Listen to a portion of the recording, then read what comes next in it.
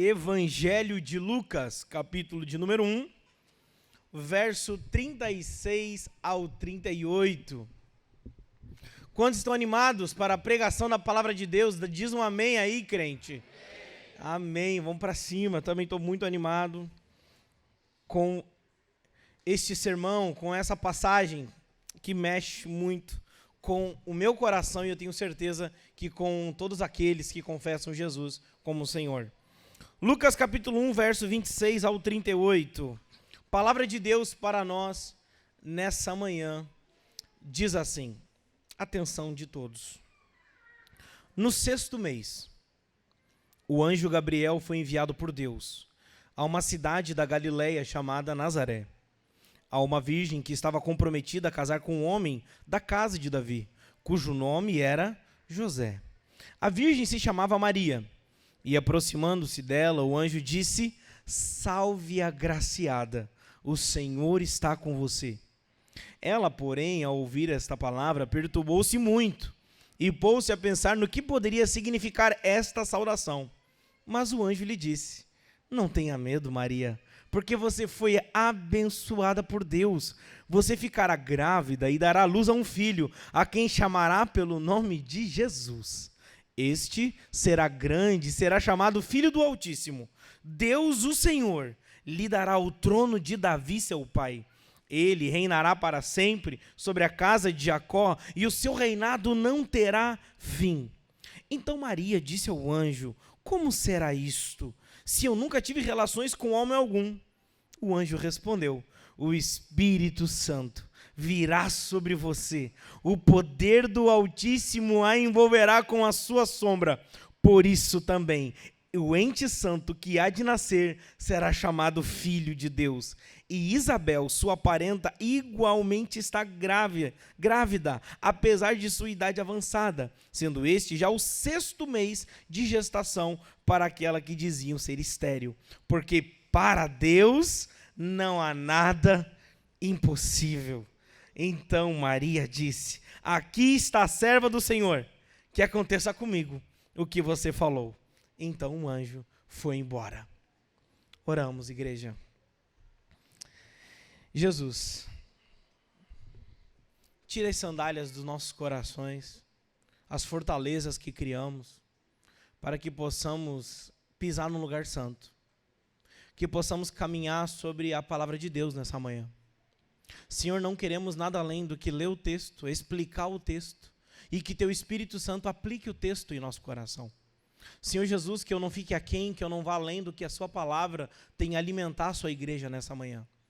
Louvamos o Teu nome, Senhor, porque essa história não é um conto de fadas, não é mitologia dos cristãos, é uma realidade, é uma verdade absoluta, que tem poder e sustenta o cosmos e sustenta as nossas vidas. Nos abençoe, revele-se a Sua igreja nessa manhã, em nome de Jesus. As melhores pinturas são ornadas por lindas molduras.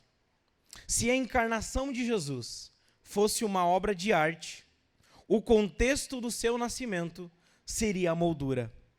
Molduras não servem para serem admiradas, mas a sua missão implica em levar as pessoas que a admiram, contemplar e ver a profundidade da beleza da obra de arte. A missão de uma moldura não é chamar a atenção para si, mas conduzir a atenção para a obra de arte.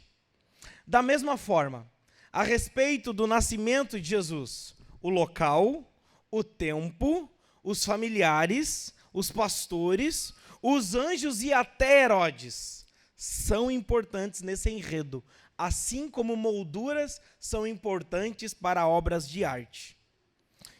Não servem para chamar atenção e justamente nós ficarmos nos apegando a detalhes e dúvidas frívolas que as Escrituras não se propõem a responder. Na verdade, o contexto, o enredo, serve para que o personagem central, o aniversariante dessa festa, seja celebrado, coroado, adorado.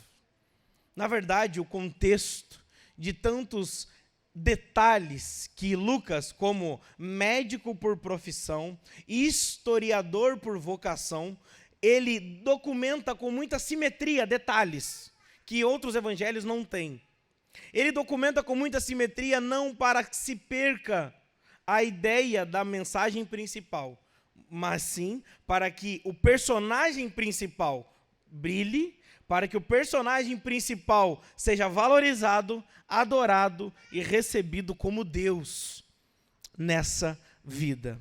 Portanto, meus irmãos, a nossa exposição de hoje, nós iremos ver Lucas falando sobre o tempo, depois a cidade, em seguida a linhagem familiar de José. Em sequência, ele faz uma breve descrição especial acerca de quem Jesus é. Em seguida, reforça a impossibilidade deste nascimento acontecer por força humana, ressaltando o poder de Deus sobre a impossibilidade do homem fazer com que Deus se encarne na terra. E, por último, a obediência de Maria como a resposta a essa obra graciosa e miraculosa de Deus. Então, a nossa exposição de hoje não está dividida em tópicos. A nossa exposição de hoje está dividida em versículos. O pastor irá ler versículo a versículo, explicando versículo a versículo, até que chegue a aplicação da palavra de Deus em nossa vida. Quem está comigo diz amém.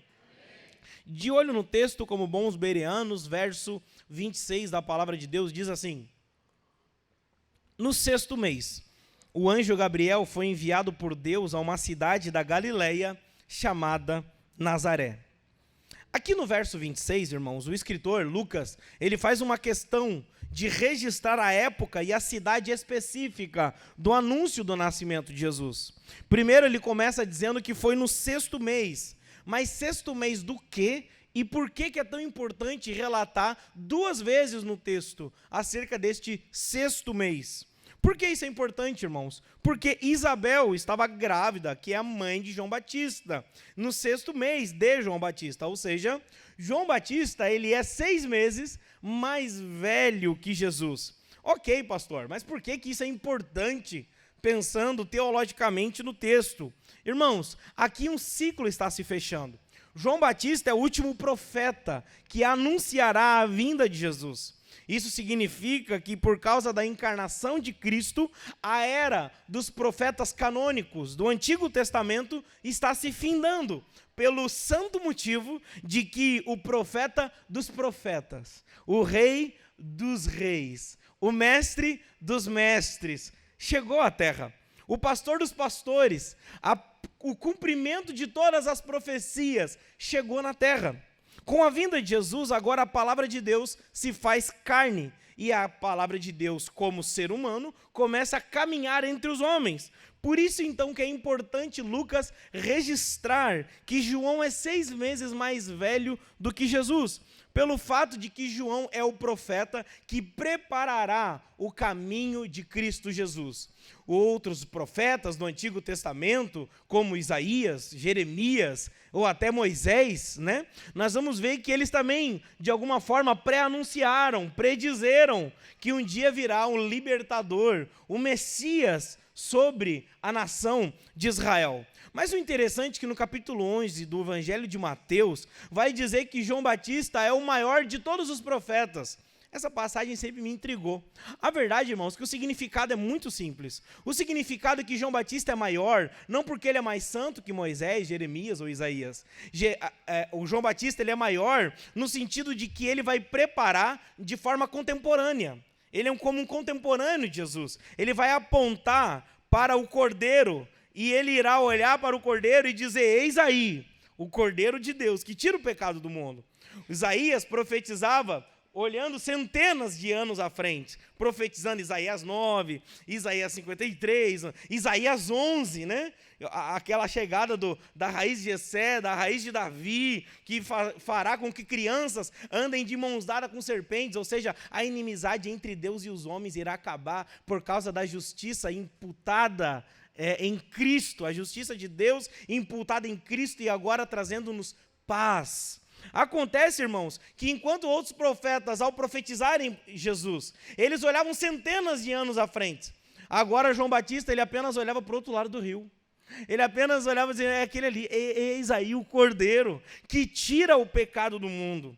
Então ele não é, meus irmãos, maior porque ele é mais santo, ele é maior porque ele é o último dos profetas, que está agora preparando o caminho de Jesus. Enquanto isso, João repousa no ventre da mãe. Aqui o texto e o contexto do texto, nós temos aqui um momento onde João Batista ainda está no ventre, 6 meses mais velho do que Jesus, e Jesus prestes a entrar no ventre de Maria. Nós aqui percebemos, irmãos, que se o nascimento de João Batista foi improvável, porque também foi um milagre, o nascimento de Jesus foi um milagre que não é explicado de maneira humana que se possa explicar. Sabe por quê, meus irmãos? Porque é o grande milagre de Deus se fazer carne. O texto continua. No versículo 27, de olho no texto comigo, diz assim: há uma virgem que estava comprometida a casar com um homem da casa de, cujo nome era José. A virgem se chamava Maria. Perceba, Lucas está fazendo uma pedagogia perfeita aqui. Ele começa falando tempo, 6º mês, cidade, Belém, e agora ele desce um pouquinho mais. Um homem do quê? Da linhagem de quem? De Davi. José, falando a linhagem de José. É interessante que em João capítulo 5, verso 39, Jesus vai dizer que as Escrituras testemunham dele. Quando Jesus diz que as Escrituras testemunhavam dele, Jesus está falando que todo o Antigo Testamento aponta e testifica de quem ele é. Ou seja, tudo que foi predito, foi profetizado a respeito e por causa de Cristo. Com isso, nós aprendemos que toda a vida de Cristo, desde o anúncio, nascimento, desenvolvimento, crucificação, a jornada da ressurreição e também a sua ascensão, não foram eventos surpresas, onde o homem foi pego assim desprevenido, mas foi outrora, foi pregado, foi profetizado, que viria, que nasceria, que morreria, que ressuscitaria e que levaria o povo para a salvação. É interessante, mais especificamente, nós temos uma profecia, e como época de Natal é tempo de lembrar das profecias a respeito de Jesus. Isaías capítulo 11, verso 1 e 2 e verso 10, você não precisa abrir, eu só ouça com atenção o pastor recitar. Diz assim: do tronco de Jessé sairá um rebento. Quem que é Jessé, gente? Vocês lembram quem que é Jessé? Pai de Davi. Pai de Davi, Jessé aqui. Eis que está falando aqui o texto de Isaías. Do tronco de Jessé sairá um rebento. Em algumas outras traduções, sairá um descendente, e de suas raízes brotará um renovo. Versículo 2, repousará sobre ele o Espírito do Senhor, o Espírito de sabedoria, de entendimento, o Espírito de conselho, de fortaleza, Espírito de conhecimento, de temor do Senhor. Versículo 10, naquele dia, a raiz de Jessé estará posta por estandarte dos povos, as nações recorrerão à era, e a glória será a sua morada. Resumindo, para se cumprir tudo que foi dito a respeito de Jesus, nada poderia passar batido. Ele haveria de nascer de uma virgem segundo os profetas, e também vir da linhagem de Davi. E para a glória de Deus, é exatamente isto que acontece. Jesus é anunciado a uma virgem que estava noiva de um homem da linhagem de Davi. Por isso que Lucas registra a linhagem de José, não apenas por uma vaidade histórica de um historiador que deseja enriquecer em seu texto riquezas de contexto. Não é uma questão de vaidade de escritor. Aqui é uma questão de uma mente conectada com as escrituras por completo, onde Lucas está entendendo, ele está colocando aqui, ó, gente, esse aqui que está vindo sobre Maria é aquele que foi profetizado, o aguardado das nações, o aguardado da nossa alma, aquele agora chegou. Irmãos, Deus não é homem para que minta, e nem filho do homem para que se arrependa. Aquilo que Deus disse aconteceu e vai acontecer sem sombra e variação de dúvida. O anjo vai a uma jovem e é um homem da linhagem de Davi, segundo as profecias. E nos versos seguintes, parece que o foco muda. É como se essa cena de José, como da linhagem de Davi, saísse agora de cena e agora o foco da câmera se aproximasse em Maria. Sabe quando você está assistindo um filme, começa num plano aberto, aí depois vem diminuindo, então começa num plano aberto, tempo. Aí vai diminuindo, cidade. Aí vem para a linhagem de Davi e José. Agora o plano parece que muda, parece que agora é um foco mais detalhado. Agora vai para Maria. Verso 28 e 29. Vamos ler juntos ali? Quer dizer, ouça com atenção e acompanhe a leitura. E aproximando-se dela, o anjo disse, 2 pontos. Salve agraciada, o Senhor está com você. Ela, porém, ao ouvir esta palavra, perturbou-se muito e pôs-se a pensar no que poderia significar esta saudação. Eu fico perturbado pelo fato dela só se perturbar por não entender o significado do texto. Porque eu ficaria perturbado pelo simples fato de um anjo estar na minha frente. Não é verdade? Então, pelo simples fato de um anjo, já é um motivo suficiente para ficar perturbado. Mas a questão é que ela fica perturbada não com a presença do anjo. Ela fica perturbada com o que o anjo trouxe, com o que ele queria dizer, irmãos. O anjo diz, salve agraciada. Maria fica intrigada com essa saudação. E não só Maria. Sabe qual é a péssima notícia? A história da igreja também ficou intrigada. E por causa dessa saudação, Maria, salve agraciada, você é abençoada por Deus, o Senhor está com você. Por causa disso, se criaram 5 mentiras acerca de Maria. Repete comigo, 5 mentiras. A primeira mentira, irmãos, é que Maria é a mãe de Deus. Essa é a primeira mentira que foi criada. Precisamos ter clareza quanto ao fato e a diferença entre Maria ter gerado Jesus homem no ventre, mas isso não a torna mãe de Deus. Concordo com o Hernandes Dias Lopes quando ele diz assim, abre aspas, como Deus, Jesus Cristo não teve mãe. Como homem, Jesus Cristo não teve pai, pois ele foi gerado pelo Espírito Santo. O que isso quer dizer? Que Maria é a mãe de Jesus homem, mas não é a mãe de Jesus Deus. Pois Jesus é antes de tudo e de todos. Ele é o Criador de todas as coisas. João, capítulo 1, do verso 1. Enarque en logos, no princípio ele estava, ele é a palavra, no princípio antes de tudo, ou seja, antes de Gênesis 1, João 1 está falando que ele é, ou seja, como aquele que é, pode ser criado por alguém que foi criado, como ele pode ser criado? Por isso nós vemos a geração eterna de Jesus, Jesus é gerado dentro do ventre de Maria. Resumindo, Maria é mãe de Jesus homem, mas não mãe de Jesus Deus. Como Jesus Deus, ela também é uma simples e humilde e piedosa filha.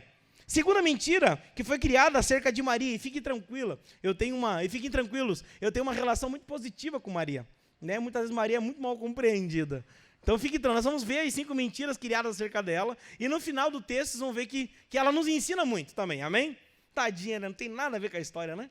Ela só estava lá e Deus veio, ela nem pediu, ela não estava nem orando, Deus veio em direção a ela numa ação soberana, graciosa. Uma outra mentira que foi criada, que ela é sem pecado, irmãos. Perceba, por acreditarem que Maria é a mãe de Deus, qual seria o próximo passo a se concluir? Que ela era como Deus, sem pecado. Isso não é bíblico por vários motivos. Por 2 breves motivos. Primeiro, que no próprio Evangelho de Lucas, diz que ele se alegra em receber o Salvador.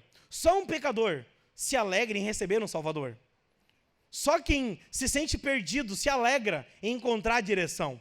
Você já perdeu a direção no Waze, onde o Waze deu aqueles bugs tradicionais dele? Aí do nada alguém te fala, não, é naquela direção. Ou do nada o Waze volta, uau, você fica alegre que agora você encontrou a direção. Ou seja, só quem está perdido se alegra com o Salvador. E ela se alegra, ou seja, é o fato de que ela se alegra com o Salvador, reconhecendo que é pecadora, que Cristo é o Salvador também na vida dela. Mas outro fato interessante, que o apóstolo Paulo, no capítulo 5, no capítulo 3, verso 23, vai dizer que os homens pecaram e carecem da glória de Deus. Então, meus irmãos, na verdade não é só o homem gênero, o macho, mas é a humanidade. Ali o homem inteiramente pecou. Então ela também, como nós, é pecadora. Outro falso pensamento é que Maria é corredentora. Isso não faz sentido porque João capítulo 14, verso 6, vai dizer que Jesus é o caminho, a verdade e a vida. Maria não tem poder para salvar, apenas Jesus é o Salvador e que tem poder de pegar a nossa alma e fazer com que entremos nos portais eternos. Como diz R.C. Sproul, ninguém entrará nos céus com as vestes da boa justiça, só entraremos nos céus vestidos com a justiça de Cristo. Não teremos outros mediadores, é apenas Cristo. Quarto, Maria intercede por nós. 1 Timóteo capítulo 2, verso 5 diz, porque há um só Deus, um só mediador entre Deus e os homens, Jesus Cristo, o Senhor. Maria também não intercede por nós, né? Eu sei que tem pessoas que fazem de boa vontade ali, pedindo, né, para ela, mas fique tranquila, conversa com Cristo, que é Ele que vai salvar a nossa alma. E quinta mentira, e que nessa até muitos protestantes acreditaram, tá? Maria não teve outros filhos. O Evangelho de Marcos vai nos mostrar claramente que Maria seguiu com a sua vida. É isso aí mesmo. Depois de Jesus, meu amigo, ela foi para cima.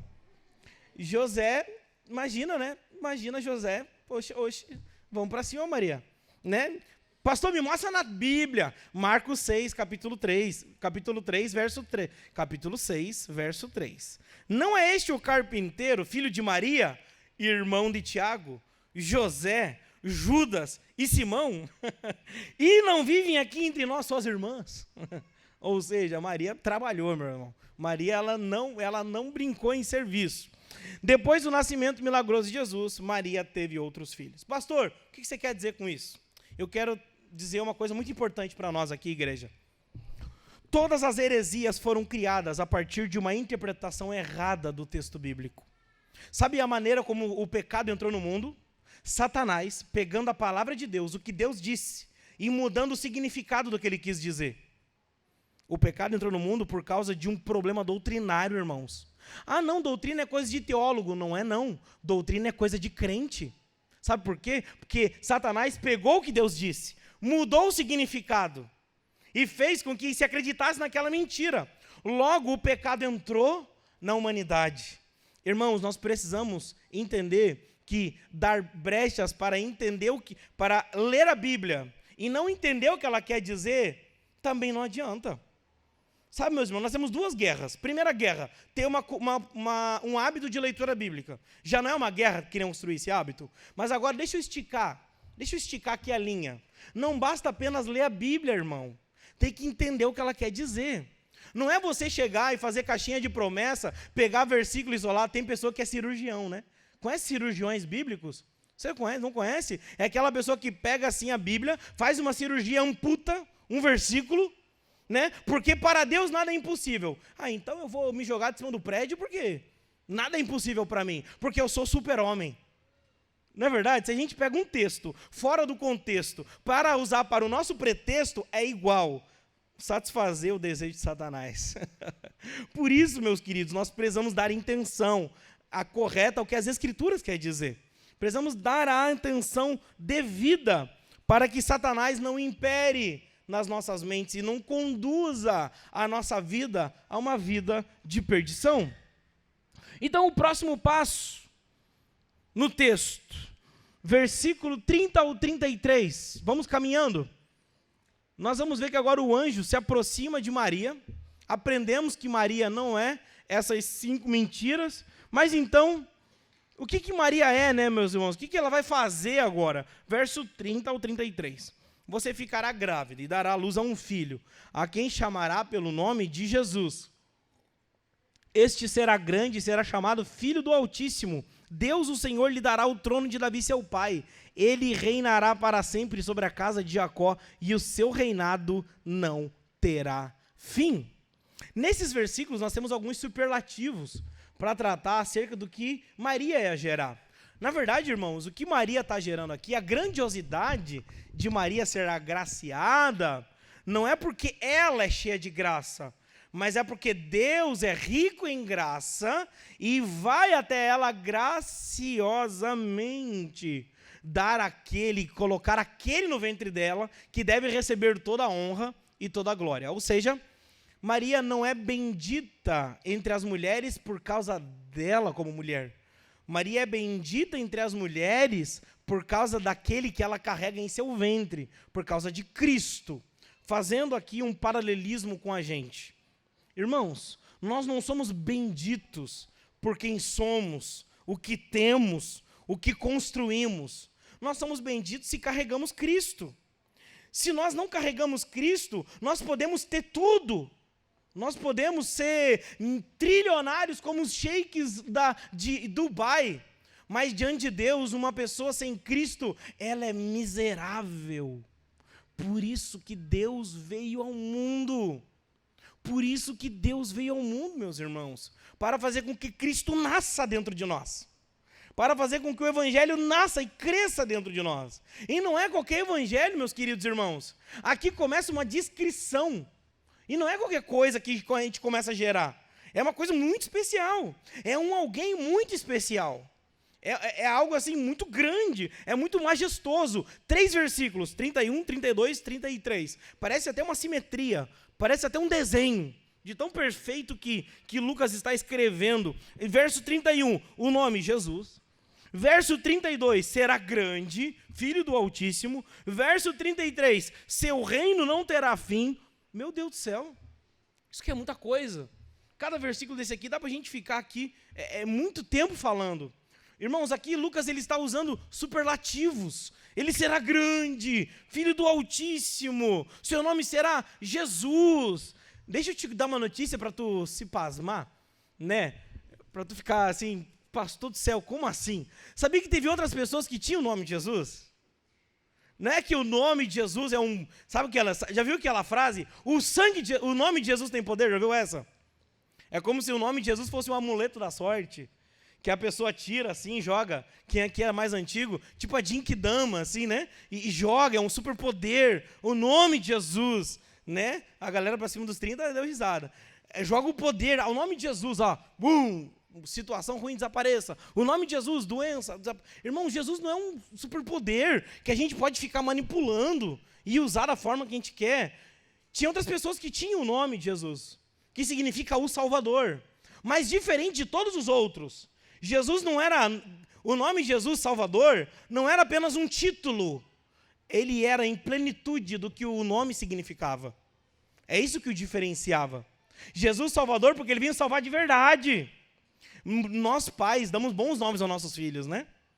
Eu dei o nome da minha filha mais nova de Aurora, lembrando da ressurreição, porque ela nasceu no momento muito próximo da luz da aurora da manhã. A Hannah também, porque fala do evangelho da graça, graciosa. Então, nós pais damos nomes assim. E se a gente perguntar aqui, né, cada um deu, quem é pai e a mãe escolhe de forma muito delicada, né, muito artesanal cada nome, pensando no significado. Mas, irmãos, deixa eu falar uma coisa, nossos filhos não vão ser a altura desse nome. É algo que a gente deseja que eles sejam, não é verdade?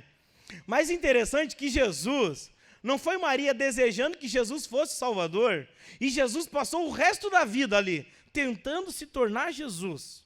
Teve até uma heresia no período patrístico, que é os primeiros 4 séculos da igreja, depois da morte de Jesus, que existe uma heresia que Jesus, o adocionismo, que Jesus foi adotado como filho de Deus. Lembra quando Jesus foi batizado lá no João Batista?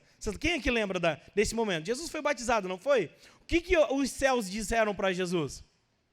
Este é o meu filho amado, em quem me compraz. O filho, no hebraico, erruio, meu filho maduro, completo, pleno. É esse aqui. Por causa dessa interpretação maliciosa, tirando do contexto, Jesus foi adotado como Deus naquele momento. Até então ele era um homem normal. Aí naquele momento Jesus saiu de normal, agora se tornou super saiyajin, a sua estrutura de Deus, e agora começou a andar como Deus. Não, irmãos, Jesus já nasceu como Deus.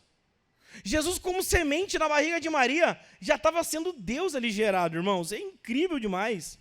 Então, Jesus, ele andava em plenitude da sua palavra. Ele será grande, filho do Altíssimo. Seu reino não terá fim. Não é como o reino de Herodes.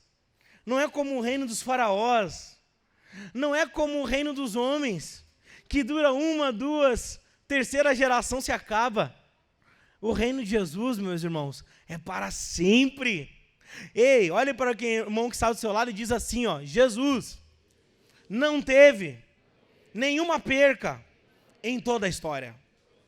Isso mesmo. Para quem aqui acompanha a luta, Jesus, o card de Jesus, gente, é vitória atrás de vitória. Jesus não perdeu nenhuma guerra. Ah, mas o pecado, pastor. Apocalipse diz que o cordeiro foi morto antes da fundação do mundo. Nem o pecado pegou Deus de surpresa. Um homem pecou, aí Deus olhou para Jesus e falou: meu Deus, Jesus, meu filho, meu Deus, meu Jesus, né? Meu Jesus, e agora, o que faremos? O homem pecou, meu Deus, a serpente. Já viu aquele memezinho lá? Curta se você quer que Satanás ganhe, compartilhe se você quer que Jesus vença, né? Aquela guerra das trevas com a luz. Ei, meus irmãos, ei, é Deus. Sabe, o cosmos, ele sustenta com a unha. A unha, não vou falar a mão. Mão, é muito a mão dele, é a unha. Ele pega o cosmos com a unha. Agora imagina a nossa vida. Agora imagina uma miserável serpente no jardim do Éden. Isso é para você entender o tamanho do Deus que você serve. Isso é para você entender o tamanho do Deus que você está aqui diante dele. Ele é grande, meus irmãos. Seu reino não tem fim. O seu reino é incrível, é maravilhoso. Só que Maria, diferente de muitos outros, e aqui ela começa a se destacar. A gente já bateu demais em Maria, né? Vamos começar agora a ver o que é de bom nela. Verso 34, acompanha o texto comigo ali. Então Maria disse ao anjo, 2 pontos. Como será isto? Como assim, né? Se eu nunca tive relações com homem algum. Poxa, gente, um anjo fala com ela que ela vai receber Jesus, o reino não vai ter fim, e não sei o quê, e o grande, filho do Altíssimo. Qual que é a primeira resposta de qualquer pessoa? Oh, meu Deus, obrigado, eu não mereço, isso é muito grande, isso daí é demais para mim, né? As autocomiserações. Maria fala, tá, mas como que vai acontecer? Repete comigo, a fé também pergunta. Crer também é pensar, como diz John Stott. A fé também pergunta. Sabe o que eu fico intrigado? É porque no mesmo capítulo, um homem fez uma pergunta para um anjo. E sabe qual foi a resposta dos céus para ele? Deixar Zacarias mudo até o nascimento de João Batista, por não ter acreditado e por ter feito pergunta ao anjo. Agora Maria também faz uma pergunta. E por que o anjo não vai deixá-la muda? Qual é a diferença da pergunta de Zacarias para a pergunta de Maria? A pergunta de Zacarias é a pergunta da incredulidade. É tipo assim, ó, será que isso vai acontecer? É a pergunta da incredulidade. Mas a pergunta de Maria é a pergunta da fé. A pergunta da fé, irmão, sabe como que é? Eu creio a tal ponto que eu só quero saber como que vai acontecer. Eu não quero saber se vai acontecer. Eu sei que vai acontecer e sei a tal ponto que eu só quero saber como. Porque o que você está me falando é impossível aos meus olhos. É impossível, mas eu creio. Eu creio que vai acontecer. Uma coisa é você perguntar como, outra coisa é você questionar se vai acontecer. Você acreditar a tal ponto de querer saber que vai acontecer, ou ter dúvidas e questionar se vai acontecer ou não. A pergunta de Maria é uma pergunta da fé. Eu creio. É isso. Vamos para cima, anjo. Vamos embora. Mas como que vai acontecer? Repete comigo. Perguntas geradas pela fé são respondidas pelo céu. Aleluia. Aleluia. Como diz Keller na porta de... Como dizia Keller na porta da Redeemer, na igreja dele, e colocou uma placa assim, ó, céticos são bem-vindos. Nessa igreja os céticos são bem-vindos. Irmãos, perguntas geradas pela fé, os céus respondem. Mas agora tem outro lado da moeda. Perguntas geradas por desejo frívolo, de vaidade de conhecimento, os céus emudecem. Quais tipos de perguntas que nós fazemos para Deus? A pergunta da fé ou a pergunta da incredulidade?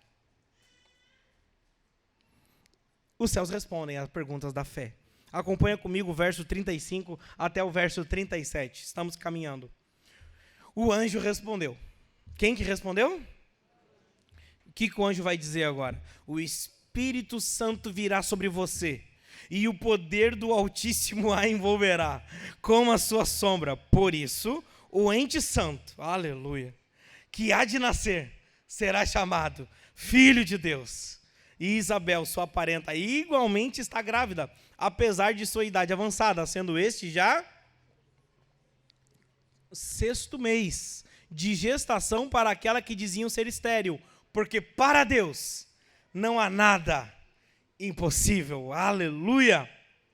A sombra que cobre Maria lembra a nuvem que simboliza a presença de Deus no meio do povo que caminhava no deserto, em rumo à terra prometida. Encontramos esse relato no livro de Êxodo, quando diz: a nuvem cobriu a tenda da reunião e a glória do Senhor encheu a habitação. Acontece, irmãos, que Maria agora é a nova habitação de Deus.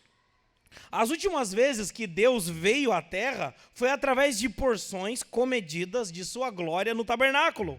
Agora, Deus, em sua plenitude, aleluia, está vindo à terra de maneira milagrosa, como um bebê no ventre de uma mulher. O anjo Gabriel, mensageiro divino, cujo nome significa Deus forte, anuncia: o Espírito Santo virá sobre ti, e o poder do Altíssimo te cobrirá com a sua sombra. Maria é símbolo de duas coisas. De quantas coisas?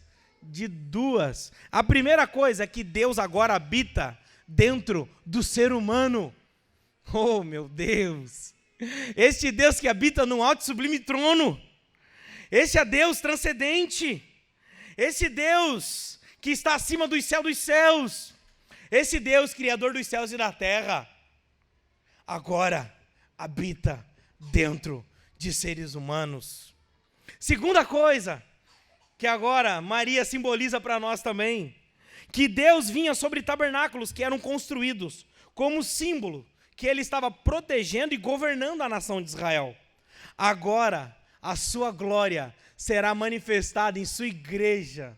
Maria é o símbolo da noiva de Cristo agora, da igreja de Jesus, que recebe Jesus em seu ventre, que recebe Jesus dentro de si e carrega Jesus nos braços pelo mundo.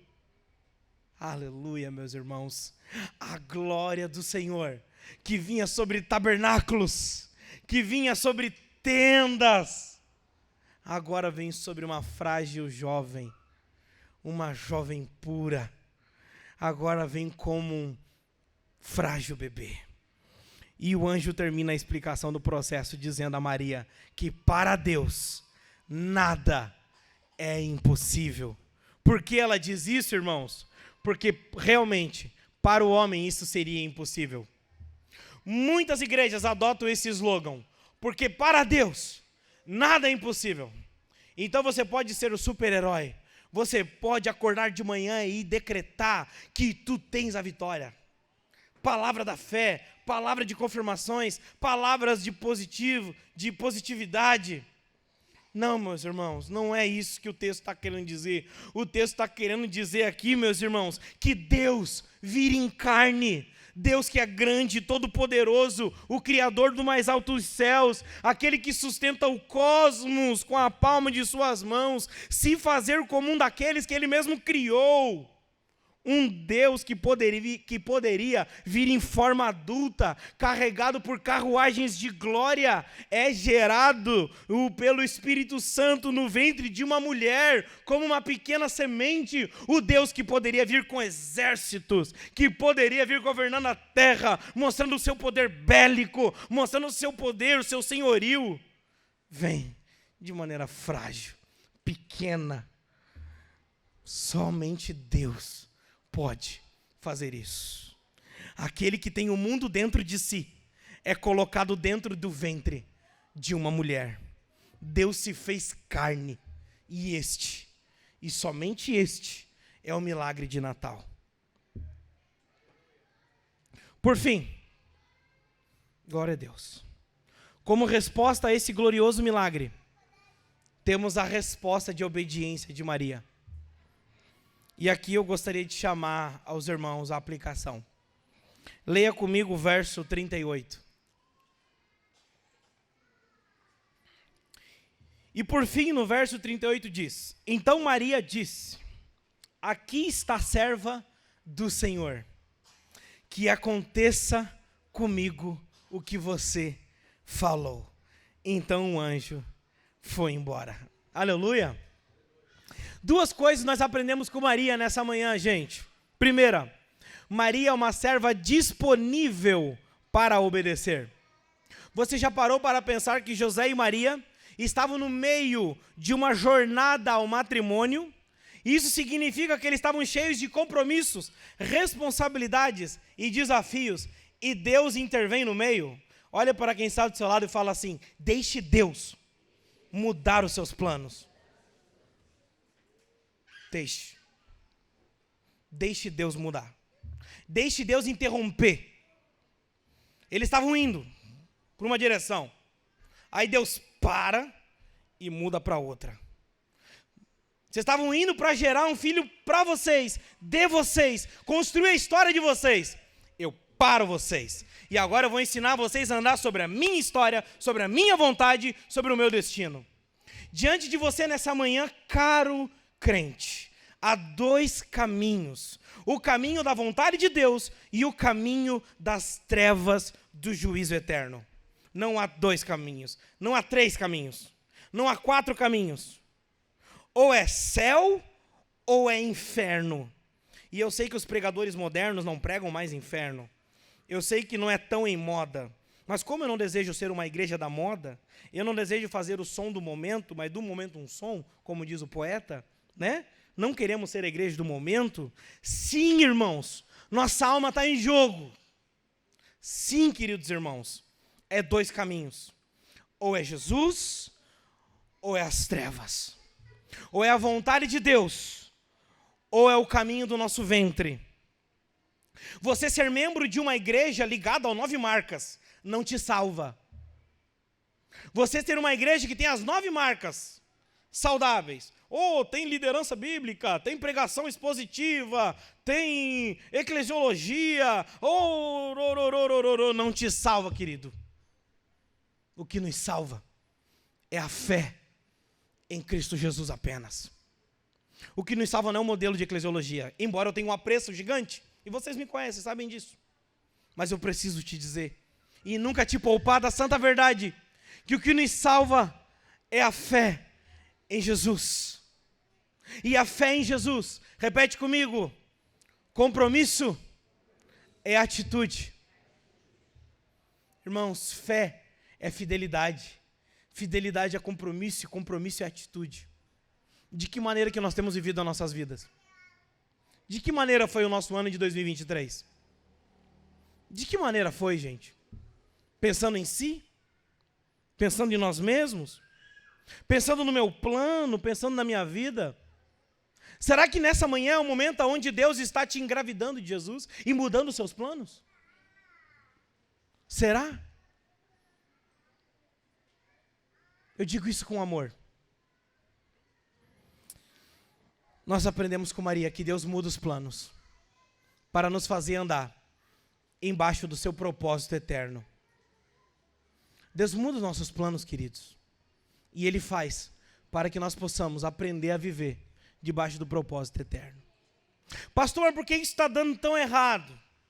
Pastor, mas por que isso aqui está sendo do meu controle? Pastor, mas por que isso daqui? Muitas vezes é porque Deus está mudando nosso caminho, nosso destino. Irmãos, tenha coragem de engravidar de Jesus nessa manhã.